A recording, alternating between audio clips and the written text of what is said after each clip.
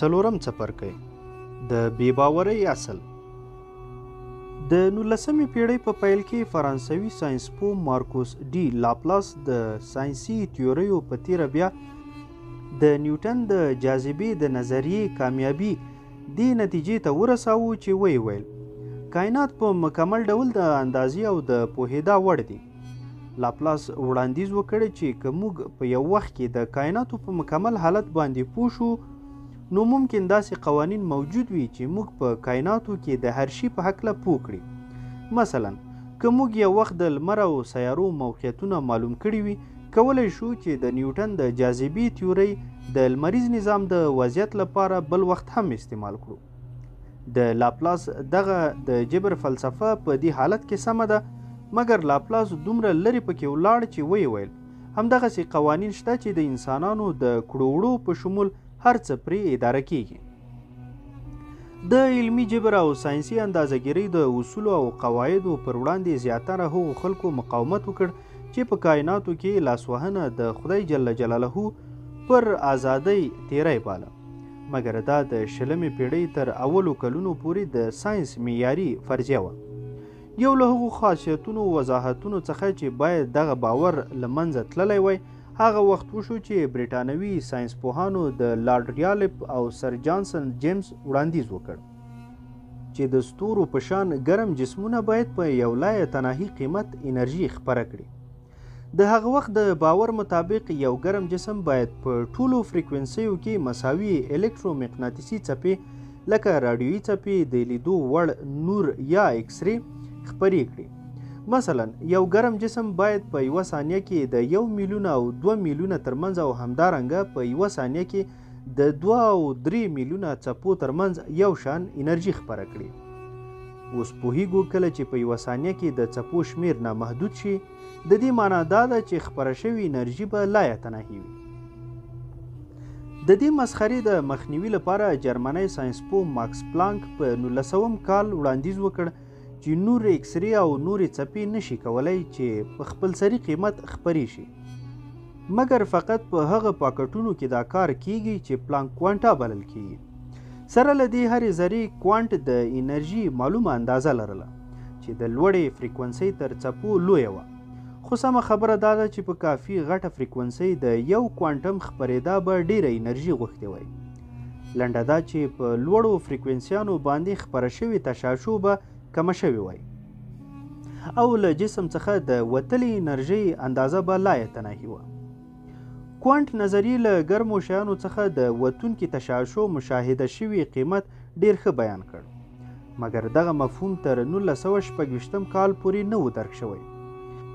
په دغه کال جرمنی ساینسپوه ورنر هایزنبرګ خپل د نه قطعیت مشهور اصل وړاندې کړ.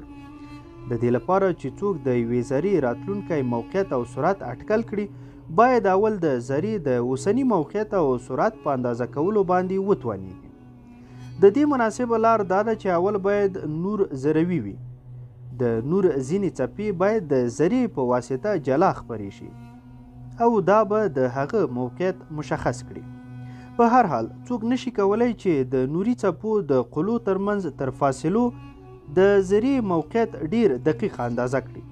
نو د دې لپاره چې د ذرې موقعیت کره اندازه شي د نور د لنډ طول موج استعمال ته ضرورت دی. د پلانک د کوانټ نظریې پر اساس اوس څوک نشي کولی چې په خپل سر د نور کوچنۍ اندازه استعمال کړي. د دې لپاره باید لږ تر لږه یو کوانټم استعمال شي.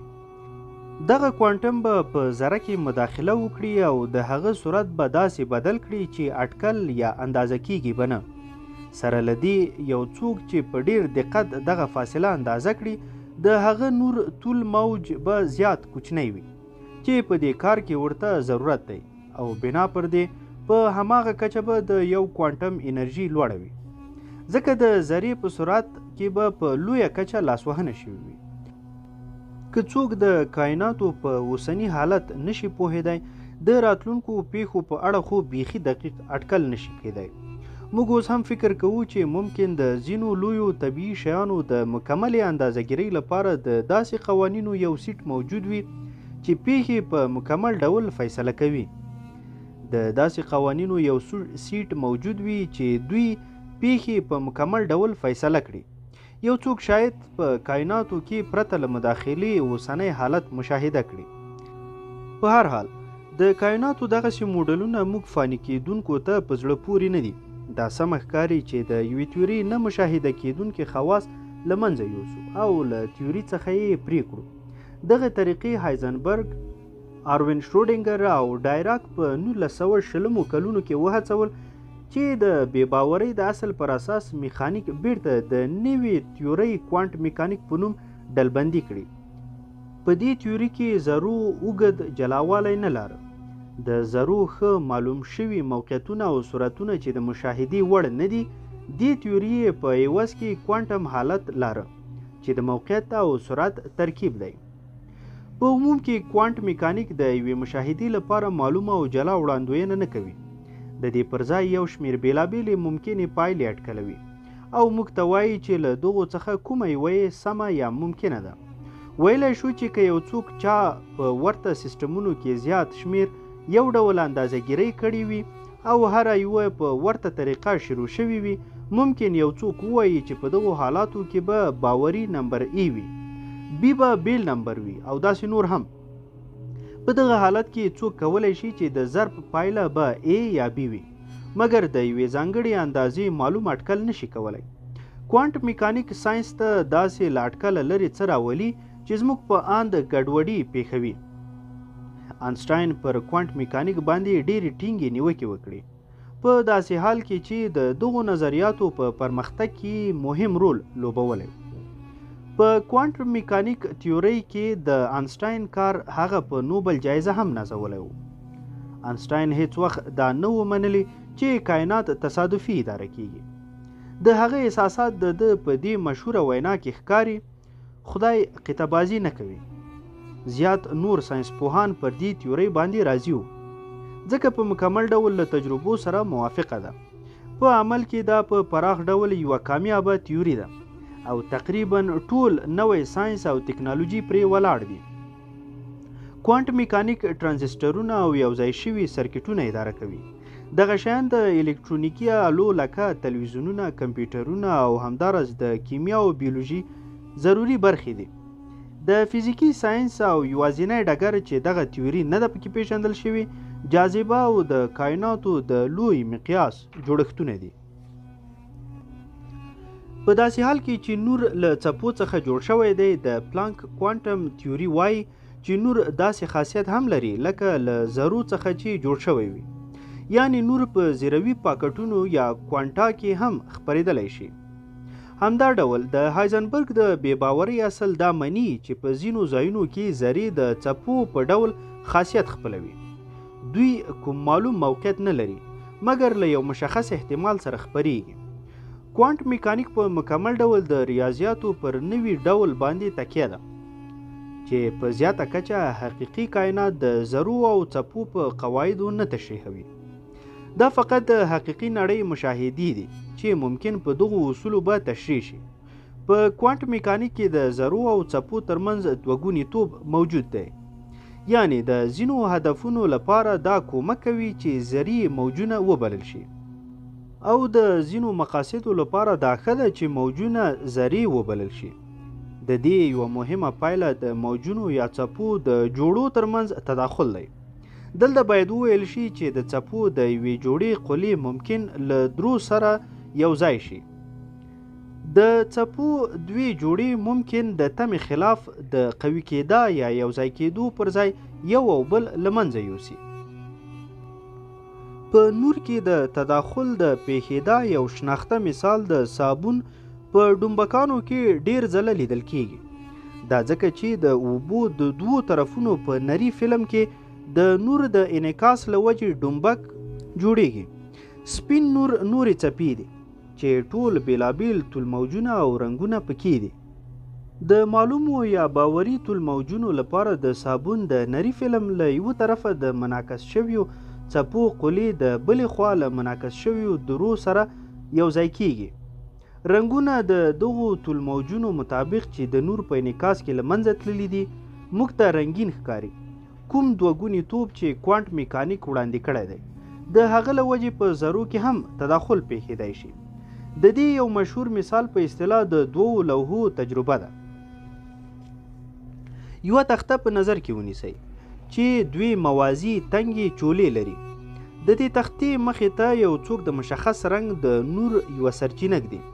مشخص رنګ یو معلوم طول موج دی. زیاتره نور به پر تخته ولګیږي، مګر یوه کمه اندازه به یې له چولو څخه ووځي. اوس فرض کړئ چې د تختې شاته یو سکرین داسې ځای پر ځای کیږي چې لومړی د نور سرچینه، بیا تخته او وروسته سکرین ایښی وي. د سکرین ځینو نقطو ته به د تختې له چولو څخه څپې ورسیږي. هغه فاصله به جلا وي چې نور یې باید له سرچینې څخه پر سکرین د لګېدو لپاره ووهي. مطلب هغه څپې چې د تختې له چولو څخه تر سکرین پورې رسیږي مونوکروماټیک یا همفازه به نه وي. په ځینو ځایونو کې به څپې یو او بل له منځه وړي او په ځینو کې به یو او بل قوي کوي. د رڼا توره خوا ځانګړی خاصیت یې پایله ده. دې ته ځکه د رڼا توره کناره وایي چې زموږ به دا تمه وي چې له چولو څخه د نور د وتونکو ذرو په زیاتېدا سره به په سکرین ډیره رڼا جوړه شي.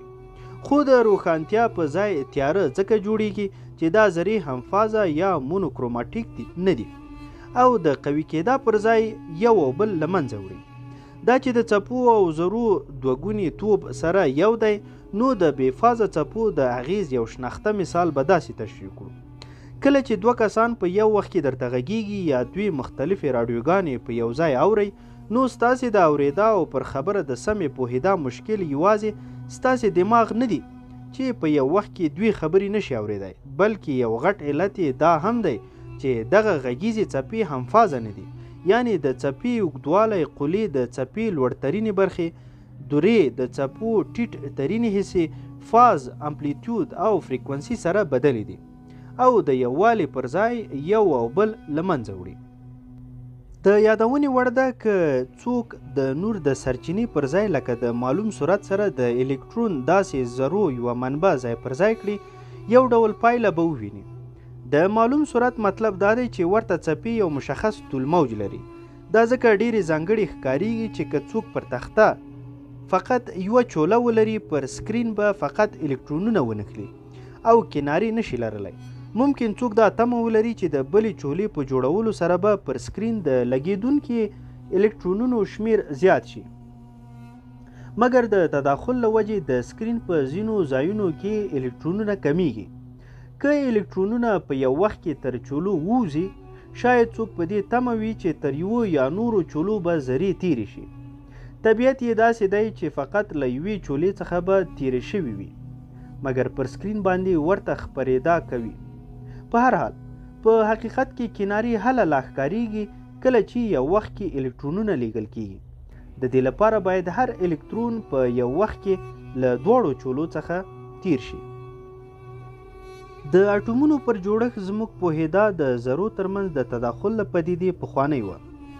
دغه اټومونه د کیمیاوي او بیولوژۍ اساسي واحدونه دي او زموږ د شاوخوا ټول شیان ترې جوړ شوي دي. د دغې پیړۍ تر پیله دا فکر کېده چې په اټوم کې الکترونونه چې منفي چارج لري د هستې پر شاوخوا داسې دورانونه کوي لکه په لمر چاپیره چې سیارې راڅرخي. هسته مثبت چارج لري. د مثبتو او منفي چارجونو ترمنځ ورښکون داسې فرض کېده چې الکترونونه داسې په مدار کې ساتي لکه د لمر او سیارو ترمنځ جاذبوي کشش چې سیارې په خپلو مدارونو کې ساتلي دي. تر کوانټ میکانیک مخکې د برق او میخانیک قوانینو ویلي وو چې الکترونونه به د وخت په تیریدو انرژي له لاسه ورکړي او په مارپیچ ډول به پر هسته سقوط وکړي. د دې معنا دا وه چې اټوم او په عمل کې ټول شیان باید په تیزۍ په ډیر لوړ کثافت وران شي. ډنمارکي ساینسپوه نیلس بور په 1914 کال دغه مشکل ته یوازینی حل پیدا کړ. د وړاندیز وکړ چې الکترونونه نشي کولای له ډیرو فاصلو څخه د هستې چاپیره وڅرخیږي، مګر فقط په معلومو فاصلو کې ترې تاویږي. که چا داسې فرض کړي وای چې فقط یو یا دوه الکترونونه په دې فاصلو باندې دورانونه کوي، دې به د اټوم د ورانېدو مشکل ځکه حل کړی وای چې د لرې فاصلو الکترونونه په مارپیچ ډول پر هسته باندې سقوط نه کوي او د نږدې فاصلو مدارونه ډکوي. دې موډل د هایدروجن د ساده ترین اټوم چې په هسته یې یوازې یو الکترون راتاویږي ډېره ښه توضیح وکړه، مګر د ډیرو پیچلو اټومونو لپاره چې په کار اچونه سمه نه وه، سره له دې د محدودو پرېښودل شویو مدارونو نظریه خپلسري معلومېده، د کوانټ میکانیک نوې تیوري دغه سختي حل کړله. دغې نظریې وښوه چې د هستې چاپیره د الکترونونو تاویدا کیدای شي له طول موج سره د یوې داسې څپې په ډول وبلل شي چې تکیه یې په خپل سرعت باندې وي. د معلومو یا مشخصو مدارونو لپاره د مدار اوږدوالی د الکترون د ټول شمیر طول موجونه مطابق و. له ټول نمبره مطلب د کوچنیو نمبرو خلاف شمیرو. د دې مدارونو د څپو قلې د وخت په ټولو لحظو کې یو ډول وي. نو ویلی شو چې دغه مدارونه د بور د ورکړل شویو مدارونو مطابق وو. په هر حال د مدارونو اوږدوالی د ټولو طول موجونو د شمیر مطابق نه و، ځکه الکترون له حرکت سره هرې څپې قله د بلې څپې له درې سره له منځه ځي، نو دغه مدارونه مجاز نه دي. د آینسټاین عمومي نسبي تیوري داسې ښکاري چې د کائناتو لویې برخې او یا پر لوی مقیاس اندازه کیدونکي جوړښتونه اداره کوي. څنګه چې دغه تیوري باید له نورو سره کار وکړي، د بې باورۍ له اصل سره کار نه کوي، نو دې ته بیا هم کلاسیکه نظریه وایي. هغه دلیل چې وایي کلاسیکه تیوري په مشاهده کې له اختلاف سره نه مخامخېږي. دا د کومې جاذبوي ساحې چې موږ تجربه کوو ډېرې قوي دي. د سینګولاریټي نظریې مخکې وښوه چې جاذبوي ساحې فقط په دوو ځایونو کې ډېرې قوي کېږي، چې یو ستره چاودنه او بل تور سوری دی. په دغسې قوي ساحو کې باید د کوانټ میکانیک اغیز ډېر مهم وي. معنا دا چې کلاسیک عام نسبیت دی د بې حده کثافتي نقطو د اټکل له لاسه داسې خپل سقوط پیش بیني کړ، فقط لکه کلاسیک میکانیک چې په بې نهایت کثافت باندې د اټومونو د ورانېدا وړاندیز کړی و. مګر موږ تر اوسه پورې یوه داسې کامله تیوري نه لرو چې کوانټ میخانیک او عام نسبیت یو ډول کار پکې وکړي. خو یو شمېر داسې خواص پیژنو چې باید دغسې تیوري موجوده وي. دغه خاصیتونه چې ممکن په تورو سوریو کې وي، پایلې به یې په راتلونکي څپرکي کې تشریح شي. اوس به د هغه تازه هڅو په اړه وغږیږو چې په یوه تیوري کې مو د طبیعت نورو قوو په اړه پوهوي.